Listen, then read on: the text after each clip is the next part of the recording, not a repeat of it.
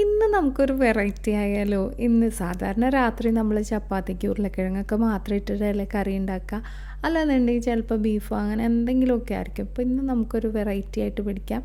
ഉരുളക്കിഴങ്ങും വെണ്ടയ്ക്കയും കൊണ്ടിട്ട് ഊണിനും ഒപ്പം തന്നെ എന്താ പറയുക ബ്രേക്ക്ഫാസ്റ്റിനും ഡിന്നറിനും ഒക്കെ കഴിക്കാൻ പറ്റിയ ഒരു അടിപൊളി കറിയുടെ റെസിപ്പി ആയിട്ടാണ് ഞാൻ ഇന്ന് വന്നിട്ടുള്ളത്.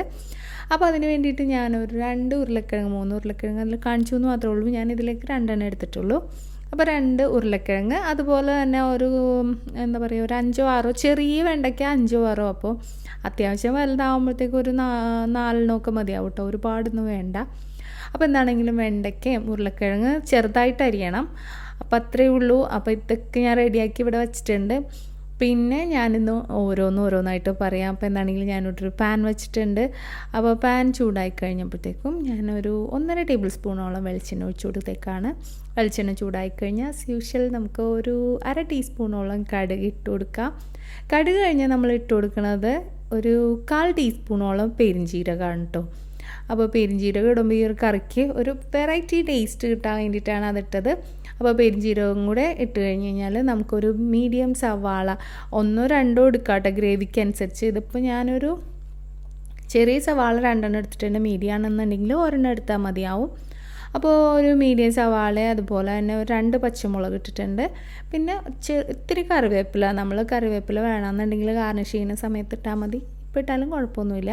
അപ്പോൾ സവാള ഒന്ന് പാതി വഴണ്ടിട്ട് വന്നപ്പോഴത്തേക്കും ഞാൻ നേരത്തെ കട്ട് ചെയ്ത് വെച്ചിട്ടുള്ള ഉരുളക്കിഴങ്ങ്, അപ്പോൾ ഉരുളക്കിഴങ്ങും കൂടി ഇട്ട് കൊടുക്കുക. അപ്പോൾ ഈ സമയത്ത് വേണമെന്നുണ്ടെങ്കിൽ നമുക്ക് കുറച്ച് ഉപ്പ് ചേർത്ത് കൊടുക്കുക. അപ്പോൾ ഉരുളക്കിഴങ്ങ് ഇത് നന്നായിട്ട് ഇതിൽ കിടന്ന് വെന്ത് കിട്ടണം, അതുവരെ നമുക്കൊന്ന് വെയിറ്റ് ചെയ്യാം.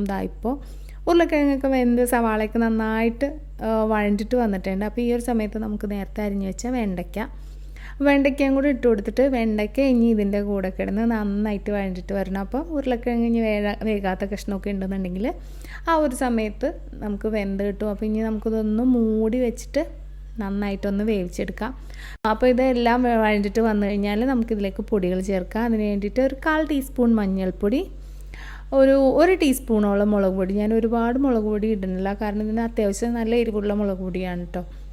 അപ്പോൾ നിങ്ങൾ എരിവിനനുസരിച്ച് ഇടുക. പിന്നെ നമ്മൾ 2 പച്ചമുളകൊക്കെ ഇട്ടിട്ടുണ്ട്, അപ്പോൾ അതിനനുസരിച്ച് ഇടുക. ഇനി നമ്മൾ ചേർക്കുന്നത് 1.5 ടീസ്പൂണോളം മല്ലിപ്പൊടിയാണ്. അപ്പോൾ മല്ലിപ്പൊടി അധികം ഇഷ്ടമില്ലാത്തവർക്ക് ഒരു 3/4 ടീസ്പൂണോളം ഇട്ടാൽ മാത്രം മതി. അപ്പോൾ ഇത്രയും ഇട്ട് കഴിഞ്ഞ് കഴിഞ്ഞാൽ നമ്മൾ ഇട്ട പൊടികളുടെയൊക്കെ ആ ഒരു റോസ് സ്മെല്ലൊക്കെ പോകണ്ടേ, അതിന് വേണ്ടിയിട്ട് നമുക്കൊന്ന് വഴറ്റി കൊടുക്കാം.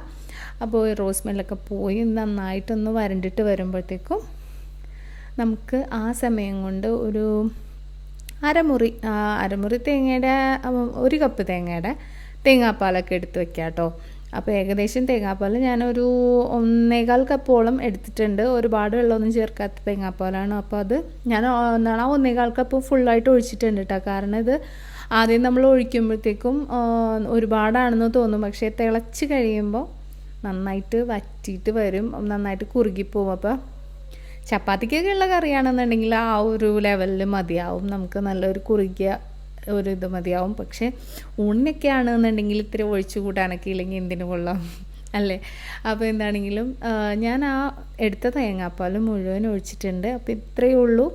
ഇനി നമുക്ക് ഈ സമയത്ത് വേണമെന്നുണ്ടെങ്കിൽ കുറച്ച് മല്ലിയിലൊക്കെ ഇട്ട് കഴിഞ്ഞാൽ ഒരു വെറൈറ്റി ടേസ്റ്റ് ഉണ്ടാവും. ഇപ്പോൾ ഞാൻ എന്താണെങ്കിലും കറിവേപ്പിലയാണ് കേട്ടോ ഇതിലേക്ക് ചേർത്ത് കൊടുത്തത്.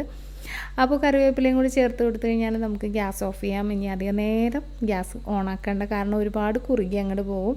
ഇപ്പം തന്നെ ആവശ്യത്തിന് കുറുകിയിട്ടുണ്ട്. അപ്പോൾ ചപ്പാത്തിയുടെ സൈഡ് ഡിഷ് ആയതുകൊണ്ട് ഈ ഒരു ലെവലിലാണ് ഞാൻ എടുത്തത്. അപ്പോൾ നിങ്ങൾക്ക് വേണമെന്നുണ്ടെങ്കിൽ കുറച്ചുകൂടെ ചാറുള്ള ചോറിനൊക്കെ കറിയാണെന്നുണ്ടെങ്കിൽ കുറച്ചുകൂടെ ചാറുള്ള ഒരു കറിയായിട്ട് എടുക്കാം. അപ്പോൾ എന്താണ് നമ്മുടെ ഈ ഡിഷ് ഇവിടെ റെഡി ആയിട്ടുണ്ട്. സെർവ് ചെയ്യാനായിട്ട് ഞാനൊരു പ്ലേറ്റിലേക്ക് മാറ്റിക്കൊണ്ടിരിക്കുകയാണ്. അപ്പോൾ നിങ്ങൾക്ക് തീർച്ചയായിട്ടും ഈ ഒരു ഡിഷ് ഇഷ്ടപ്പെട്ടു എന്ന് വിചാരിക്കുന്നു. അപ്പോൾ ഇഷ്ടപ്പെട്ടാൽ തീർച്ചയായിട്ടും ട്രൈ ചെയ്ത് നോക്കിയിട്ട് ഫീഡ്ബാക്ക് അറിയിക്കണം. പിന്നെ തീർച്ചയായിട്ടും വീഡിയോ ഒന്ന് ലൈക്ക് ചെയ്യാനും മറ്റുള്ളവരിലേക്ക് ഷെയർ ചെയ്ത് കൊടുക്കാനും മറക്കരുത്. അപ്പോൾ ഇതുപോലെ നല്ല നല്ല വീഡിയോസായിട്ട് ഇനിയും കാണുന്നവരെ ടേക്ക് കെയർ, ബൈ.